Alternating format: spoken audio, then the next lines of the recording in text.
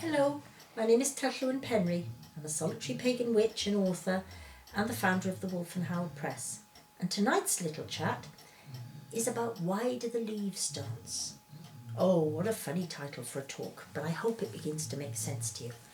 We are coming up to October. And that noise then was nothing psychic, it was Noah. He's just shifted himself into the radiator again. We're coming up to October now. And October, as we know, is the time when the veil seems to thin out.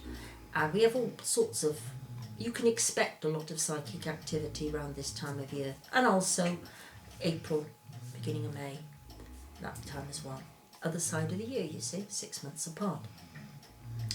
And so I chose this title, What Makes the Leaves Dance? One of the things I think that distinguishes a good solitary witch is her awareness, her feeling that things are different. You begin to notice. You notice certain things. You notice sunsets, sunrises. You notice the sky. You notice the rain. You notice the spider's webs. And at this time of year, certainly where I live, but it's happened in other places too, I notice the leaves. And there is something different about the wind in October. The wind, obviously, we're in the northern hemisphere, we're coming up to winter, the leaves are dying on the trees, they're falling out on the road, out in the street, wherever. And if you look very carefully, the wind has a swirling effect. And you see this wonderful thing where the leaves start to move. And the leaves start to swirl. And it looks to me, for all the world, as though they're being driven to the dance. And, when you have that old school song, I am the Lord of the Dance, there is that element with dancing. Dancing's not just being used, obviously it gets sung in church and it's a Christian song, but the idea of dancing is a very, very old one. We see it on very, very old, I'm trying to think of the exact period and I can't think of it.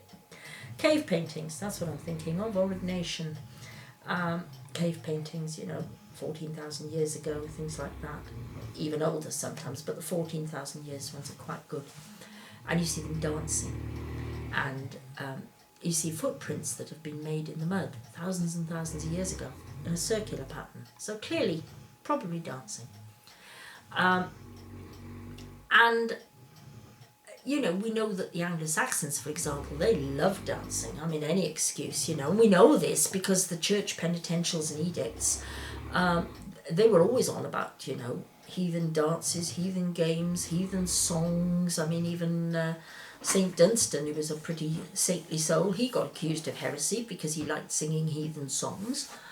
And for a very long time, the church tried...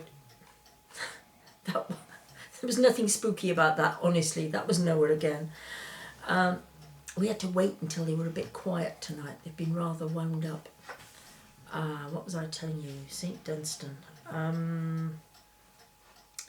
We know about it from the church penitentials, that they liked singing and dancing. And at first, the early church tried to be quite accommodating. And they tried to say, okay, well, we'll allow them to dance in the fields at harvest time, which tells you that they were dancing in the fields at harvest time. Fine. When the nuns started dancing in church, it was finally forbidden. So there you have it. It conjures up all sorts of wonderful images, but I think it was Theodore's penitential. He was Archbishop of Canterbury at one point, back in Anglo-Saxon times. So you get this wonderful imagery, and this is why I particularly like watching things like leaves. You see them dance. You see them dancing, especially out in the street, out in car parks, down their back lane. All these places. And this is why I think, it's so much fun to be a witch, to look at these things. And people would say, oh, well, that's nothing. It is, it's everything. Think about it. Imagine what a world we live in if you can see the leaves dancing. You don't just see them blowing, you see them dancing. You see the steps. You wonder at the forces that send them out to dance around. and you wonder what a message they have for us. And this is only a little short talk tonight, because it's not a huge subject. But I wanted to make you think about all the things, you know, at certain times of the year, like you see the spider's webs. You see all sorts of things out and about near you. You know, the blackberries are gone now. The blackberries are not much cop anymore. They've all sort of dried and shriveled, and the birds have eaten most of them. And folklore used to have it that on a certain date, and it varied in different parts of the country. The UK may be a small country, but we have quite a lot of differences in our climate. Different dates, but all around this time of year, that after that date, you didn't pick blackberries. And they used to say, oh, well, the devil threw his net over them, or the devil was thrown out of heaven and he landed in a blackberry bush. And therefore they're not any good to eat.